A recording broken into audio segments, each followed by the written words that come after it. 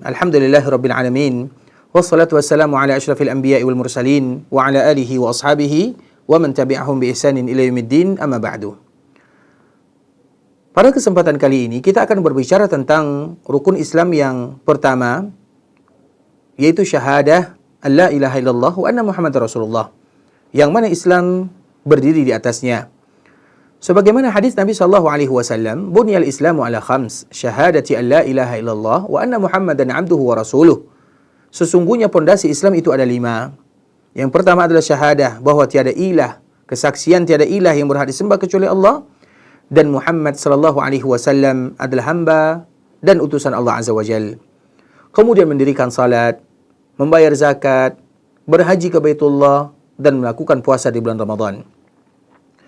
Adapun rukun yang pertama, yaitu syahadatan, syahadah kesaksian tiada ilah yang berhak disembah kecuali Allah, dan Nabi SAW adalah utusan Allah Azza wa Jal.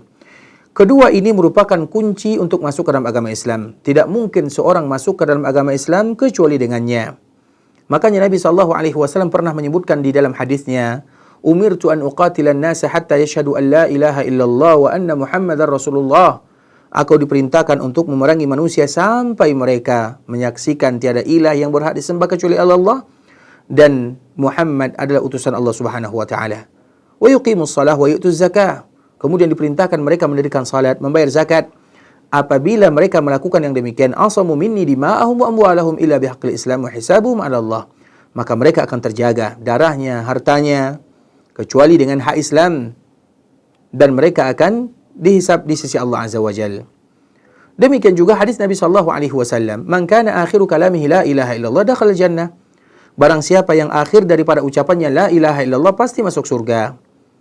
Dan makna daripada kalimat la ilaha illallah, ketika seseorang mengucapkan dengan lisannya, meyakini dengan hatinya bahawa tidak ada sembahan yang berhak untuk diibadati kecuali Allah, dan semua sesembahan selain Allah itu adalah batil, dan yang menyembah dan yang disembah selain Allah semuanya adalah batil. Kalimat la ilaha illallah maknanya adalah menafikan semua uluhiyah, sesembahan yang berhak kecuali untuk Allah Subhanahu wa taala semata, dan meyakinkan, memantapkan diri beribadah semata-mata untuk Allah Azza wa Jalla. Makanya Allah Subhanahu wa taala menyebutkan dalam Al-Quran, "Faman yakfur bit-taghut wa yu'min billahi faqad istamsaka bil 'urwatil wuthqa." Siapapun yang kufur kepada taghut, beriman kepada Allah, maka mereka telah berpegang kepada tali yang kuat. Dan taghut itu artinya syaitan atau semua yang disembah selain Allah Azza wa Jalla. Karena tujuan utama Allah mengutus para nabi dan para rasul adalah untuk mentauhidkan Allah, memurnikan ibadah hanya kepada Allah. Allah Subhanahu wa taala menyebutkan, "Wa laqad ba'atsna fi kulli ummatin rasulan an i'budullaha wajtanibut taghut." Dan kami mengutus setiap umat itu ada nabi dan rasulnya. Tugas mereka adalah untuk mengajak manusia beribadah kepada Allah dan untuk menjauhi peribadatan selain Allah Subhanahu wa taala. Kemudian, adapun syahadah tiada ilah atau tiada nabi melainkan rasul kita yang mulia Muhammad sallallahu alaihi wasallam, atau kita bersaksi bahawa nabi adalah utusan Allah, bahawa nabi adalah hamba Allah. Maknanya bahawa Nabi Muhammad sallallahu alaihi wasallam hamba Allah Subhanahu wa taala. Allah mengutus Nabi sallallahu alaihi wasallam untuk menyampaikan agama, memberikan hidayah kepada manusia. Allah menyebutkan khusus untuk baginda Nabi yang mulia, "Wa ma arsalnaka illa kafatan lin-nasi basyiran wa nadhira." Kami tidak utus kamu kecuali untuk semua manusia, memberikan kabar gembira dan juga memberikan kabar pertakut. Allah Subhanahu wa taala juga menyebutkan dalam ayat yang lain, "Wa ma arsalnaka illa rahmatan lil alamin." Dan kami tidak mengutusmu kecuali sebagai rahmat untuk semua alam semesta. Kemudian konsekuensi daripada syahadah, kesaksian tiada bahawa Nabi Muhammad SAW adalah utusan Allah Azza wa Jal, membenarkan semua yang dikabarkan, melakukan apa yang diperintahkan, menjauhi apa yang dilarang, dan kita tidak beribadah kepada Allah selain apa yang disyariatkan. Allah Subhanahu wa taala menyebutkan, "Walladzi jaa'a bis-sidqi wa saddaqa bihi ulaika humul muttaqun." Dan mereka yang datang dengan membawa kebenaran dan yang membenarkan perkara tersebut, mereka adalah orang-orang yang bertakwa. Sebagaimana juga Allah menyebutkan, "Wa ma yantiqu 'anil hawa in huwa illa wahyun yuha."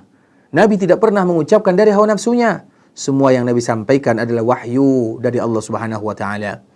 Begitu juga firman Allah Azza wa Jalla, "Wa ma arsalna min rasulin illa liyuta'a bi idznillah." Tidak satu pun utusan yang diutus oleh Allah kecuali melainkan untuk mentaati Allah Subhanahu wa taala. Begitu juga fala wa rabbika la yu'minuna hatta yuhakkimuka fima shajara bainahum thumma la yajidu fi anfusihim harajan mimma qadaita wa yusallimu taslima. Tidak demi Allah, tidak beriman dan sempurna keimanan salah seorang di antara kalian sampai mereka menjadikan Nabi sebagai undang-undang dalam kehidupan yang memberikan keputusan terhadap segala perkara yang mereka hadapi. Kemudian setelah keputusan tersebut diberikan, tidak ada satupun rasa yang ada di dalam hati mereka dan mereka senantiasa menyerahkan diri terhadap keputusan tersebut. Oleh karenanya, tidak sah kita mengucapkan kalimat syahadatain, kesaksian kepada Allah dan kesaksian kepada Rasulullah hanya dengan hati saja. Akan tetapi wajib dilafazkan dengan lisan, kemudian diamalkan dengan konsekuensi dan tujuannya.